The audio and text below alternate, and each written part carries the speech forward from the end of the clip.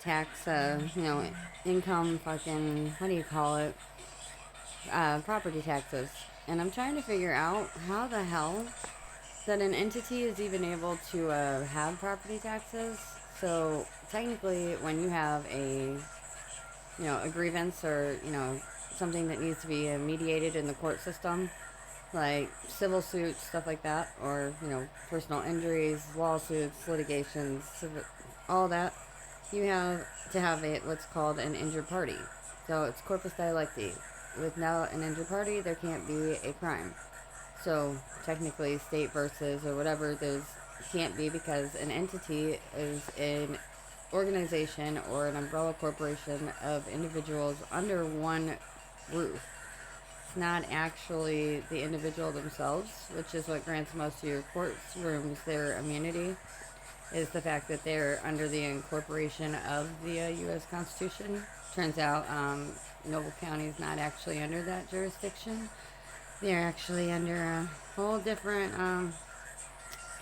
yeah, they don't have qualifications for that, but I'll get into that later. But anyways, a injured party has to be able to have a grievance, which means they have to be able to vocalize pain and suffering or some kind of, you know, pain, like incident that caused them grief or harm them in some way. An entity can't express that because it is not a person. It is a place or a thing, not vocalized as a human being to be able to have that.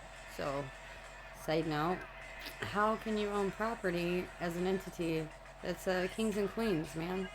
You couldn't own property as the kings and queens back in the times of Britain, so they had to delegate their land holdings to nobles and their generals because they were, as an umbrella corporation, the entity of the crown, even though they were individuals under that title. They're not individuals when it comes to the land holdings and the treasury of state, so to speak, in the coffers. They belong to the people, and they were just in charge of dispersing it. Once without the people, there would be no king and queen, but without the king and queen, there would be no order, they believed. So, I mean, they helped each other. They got all the benefits for having, the kings and queens in charge of dispersing that and the protections and the food, and they made sure that their communities and villages ate, but they also ate, they took care of each other, but they couldn't own the property. They had to, it's like having a bank own a house. How can a bank own the house? I don't understand, because they're an entity. They're a corporation. They're an LLC. They're a business. They're not a individual or a specific person. So, anybody who's ever lost their house actually should be able to go back and file against that, because they cannot take your property without providing you with reparations and financial compensation of some kind if it's taken for their community's purposes. Which, if it's owned by the government, it is owned by the individuals that are within that community that are made up of that government. So that means you and I. That means everybody in that community. So that's public property, not bank property. So they might tell you that they have to pay it because it's for a certain purpose, but they don't actually have a right to enforce it, and they can't own it. So who does they fall back to if they try to take it from the individual that bought the home that's on that property? Then now, if they can't move their house because it's not a movable mobile home, what do they do to get compensated for that? Because if you were a trailer court, you would be able to remove your trailer from that property, but even though they own the property. Which, again, that's a whole nother gray area of technicalities and red tape that I'm not even going to get into right now. And as I'm looking at this, I'm trying to figure out how they can expect to lower property taxes when they're not even supposed to be able to tax properties to begin with.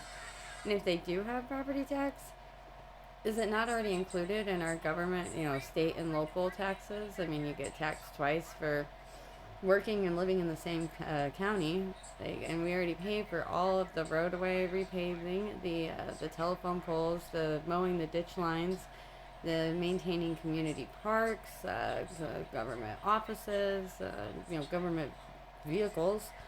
And I find it kind of funny that they get vehicles and we pay for it, but like I can't even get my vehicle out of impound that wasn't even supposed to get impounded. It's interesting. Like, I'm pretty sure that means that because we pay for police vehicles, we're allowed to use them or be compensated for the fact that we aren't able to have access to something that we pay for. That is thus government property, and unless you're counting us as an entity that can't have a grievance to have that ownership, then as individuals, then they're validating their ownership and rights and claim to it as well. But so they're gonna have to pick a side on that, I think. But like I was just sitting here looking at the news article headlines, trying to figure out how the trade commissioner is allowing the tariff increases. The Attorney General's office is impunitively raising taxes on luxury items and goods. It's sounding a lot like somebody needs to call Paul Revere because motherfuckers, look here, this is sounding a lot like we need to have another Boston Tea Party.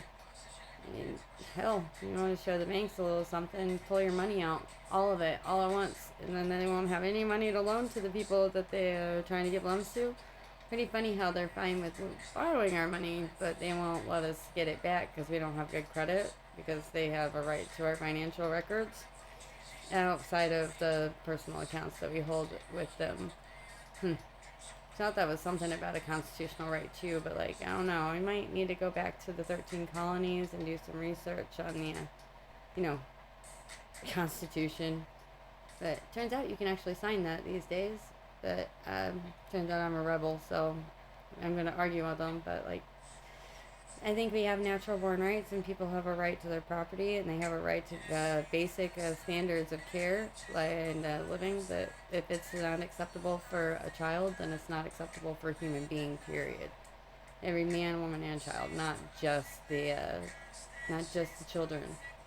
Not that the children don't matter, but like everybody matters. So how are we allowing this to happen when they're not even allowed to own the land? We could go back to Thanksgiving if you really wanted, but like honestly, I think we just need another Boston Tea Party because they're Kansas City shuffling us, buddy. Razzle dazzle 'em. Look over here and let me show you. Like, you pay attention to this. Well, really, we're doing this over here. It's kind of like Watergate versus Monica Lewinsky. I mean, look over here about the scandal in the White House instead of the fact that we have an entire water filtration system that is self-sustaining off of water, renewable energy sources. But we're going to charge you for the electricity, the conduits that run that electricity, the materials to build it, the telephone poles to hold the wires for it, the crews that maintain it and fix it, as well as the crews that maintain the ditch lines and upkeeps the maintenance. Like, it's public property. So 10 feet from the roadway and 50 feet from the center line of the roads on a standard highway or rural area or in-town location is actually community public property. It's a public access. That's why they mow the ditch lines 10 feet from the roadway, and that's where your telephone poles and stuff are. So they're basically bamboozling us, and we're not even seeing it. So somebody needs to call Paul Revere, because, man, the British are coming, and guess what? It's time to either fucking nut up or shut up. We either fighting or we laying down, and I don't know. I'd rather go out fighting than to bow down on my knees, so. And I think everybody deserves a place to live, so, and especially when the people that are removing them from their homes don't actually have a right. Do yourself a favor and look up the Lyndon Bundy, or whatever, Cliven Bundy, that's it. And how they fought over the use of public lands out west and had the standoff a few years back. I think it was Wyoming, I'm going to say. But they tried to use eminent domain. Again, they are the people that, just do yourself a favor and do some research on that. I'll be here for questions if you have anything you want to talk about. Because I love talking about this shit. It pisses me off, but I want to hear your opinions. So let me know what you think.